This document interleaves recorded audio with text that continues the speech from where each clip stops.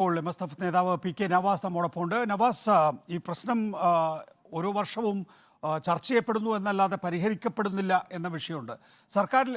സർക്കാരിലേക്ക് നിങ്ങൾ എന്താണ് അപേക്ഷയായിട്ടോ അല്ലെങ്കിൽ അഭ്യർത്ഥനയായിട്ടോ ആവശ്യമായിട്ടോ ഉന്നയിച്ചിട്ടുള്ളത്? തീർച്ചയായും നിരന്തരമായി സർക്കാരിന് മുമ്പിൽ ഈ വിഷയങ്ങൾ ഉയർത്തിക്കൊണ്ടുവരുന്നവരാണ് ഞങ്ങൾ. ഈ അക്കാദമിക് റിസൾട്ട് വരുന്ന സമയത്ത് തൊട്ട് തെരുവിൽ മുഴുവൻ സമരം നടക്കുന്നുണ്ട്. ഇന്ന് കേരളത്തിലെ ഹൈക്കോടതിക്ക് മുമ്പിൽ ഇന്നലെ ബഹുമാനപ്പെട്ട ഗവൺമെൻറ് കൊടുത്ത ഒരു അഫിഡവിറ്റ് ഉണ്ട്. ആ കോടതി പരാമർശത്തിൽ കോടതി തന്നെ പറയുകയാണ്, മലപ്പുറം ഉൾപ്പെടെയുള്ള പ്രദേശങ്ങളിൽ, മലബാർ പ്രദേശങ്ങളിൽ പ്രശ്നങ്ങളുണ്ട് എന്ന് സർക്കാർ സമർപ്പിക്കപ്പെട്ട രേഖകളിൽ തന്നെ അതുണ്ട്, ശരിയാണ്, ഫാക്റ്റാണ് എന്ന് കോടതി പറയാണ്. എന്നിട്ട് കോടതിയിൽ സർക്കാർ പറഞ്ഞത് വിദ്യാർത്ഥികൾ ആരും സീറ്റ് ആവശ്യപ്പെട്ടിട്ടില്ല, രക്ഷിതാക്കൾ ആരും സീറ്റ് ആവശ്യപ്പെട്ടിട്ടില്ല എന്നാണ്. വിചിത്രമായ വാദമാണ് സർക്കാർ ഉന്നയിച്ചുകൊണ്ടിരിക്കുന്നത്. നമുക്കറിയാം, ഇന്നലെ വരെ ഗവൺമെൻറ് ഭാഗത്തിൽ നിന്ന് മന്ത്രി പറഞ്ഞിരുന്നത് എല്ലാവരും +1 അപേക്ഷിക്കില്ലല്ലോ, കുറേ പേർ ITക്ക് പോകും, കുറേ പേർ പോളിയിലേക്ക് പോകും, കുറേ പേർ VHSയിലേക്ക് പോകും എന്നാണ്. എന്നാൽ ഇപ്പോൾ പുറത്തു വന്ന കണക്ക്, മലപ്പുറത്ത് മാത്രം എടുത്ത് കണക്ക് പരിശോധിച്ചാൽ +10ാം ക്ലാസ്സിന് കേരള സിലബസിൽ വിജയിച്ചതിനേക്കാൾ കൂടുതൽ കുട്ടികൾ +1 അപേക്ഷ നൽകിയിരിക്കുന്നു എന്ന് വെച്ചാൽ CBSE പഠിച്ചു വന്ന കുട്ടികളും കേരള സിലബസിലേക്ക് മാറാൻ വേണ്ടി അപേക്ഷ കൊടുത്തിരിക്കുന്നു. പ്രശ്നങ്ങൾ ഭീകരമായി വർദ്ധിക്കുന്നു. ലോഗിൻ ടൈം കഴിഞ്ഞപ്പോൾ തന്നെ റിസൾട്ട് വന്നതിനേക്കാൾ ഭീകരമാണ് പ്രശ്നങ്ങളെന്ന് മന്ത്രിക്ക് ബോധ്യപ്പെടും വിധം അപേക്ഷകൾ മന്ത്രിയുടെ മുമ്പിൽ വന്നിരിക്കുന്നു. ഇവരൊക്കെ +1 പഠിക്കാൻ താല്പര്യമുള്ളവരാണ്. മന്ത്രി ഇന്നലെ വരെ പറഞ്ഞത് വിദ്യാർത്ഥികൾ എല്ലാവരും +1 പഠിക്കില്ല, അവർ മറ്റു മേഖലയിലേക്ക് പോകുമെന്നാണ്.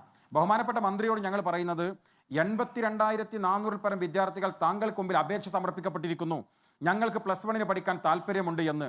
ഈ സംസ്ഥാനം സൗജന്യം സാർവത്രികവുമായ വിദ്യാഭ്യാസം അവകാശമായി നൽകിയിട്ടുള്ള ഒരു സ്റ്റേറ്റാണ്. ഈ വരുന്ന 82,000-ഓളം കുട്ടികൾക്ക് പഠിക്കാൻ അവസരം നൽകേണ്ടത് മലപ്പുറത്തെ ഉൾപ്പെടെ മലബാറിലെ മുഴുവൻ വിദ്യാർത്ഥികൾക്കും കേരളത്തിലെ മുഴുവൻ വിദ്യാർത്ഥികൾക്കും 4,65,960 വിദ്യാർത്ഥികൾക്കും പഠിക്കാൻ അവസരം നൽകേണ്ട ഉത്തരവാദിത്തപ്പെട്ട ഭരണഘടനാ പദവിയിലിരിക്കുന്ന ആളാണ് കേരളത്തിലെ വിദ്യാഭ്യാസ മന്ത്രി. നിങ്ങളെല്ലാവരെയും ഒരുപോലെ കാണാൻ തയ്യാറാകണം. എല്ലാവർക്കും ഈ വിഭവങ്ങൾ വിതരണം ചെയ്യുന്നിടത്ത് നീതിയുക്തമായി വിതരണം ഉണ്ടാകണം. കേരളത്തിൽ അവസാനമായി ഈ +1 സീറ്റുകളുടെ വിതരണം ഉണ്ടായത് ഉമ്മൻചാണ്ടി ഗവൺമെൻറ്റിൻ്റെ കാലത്താണ്. 2015-16 അക്കാഡമിക് ഇയറിലാണ്.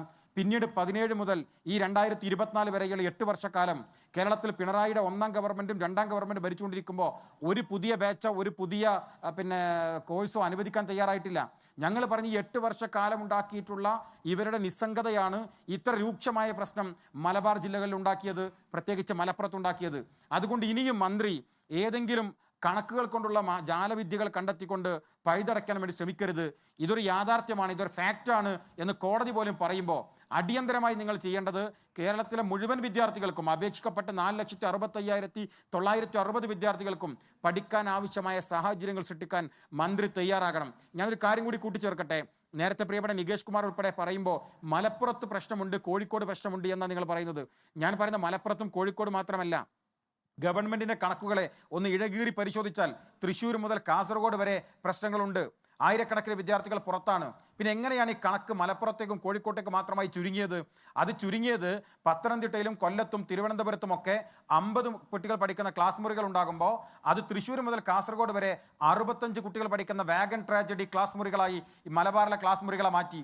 എന്നിട്ടും ഈ വാഗൺ ട്രാജഡി ക്ലാസ് മുറികളാക്കി മാറ്റിയിട്ടുമാണ് ഈ 10,000-കണക്കിന് വിദ്യാർത്ഥികൾ പുറത്തു നിൽക്കുന്നത്.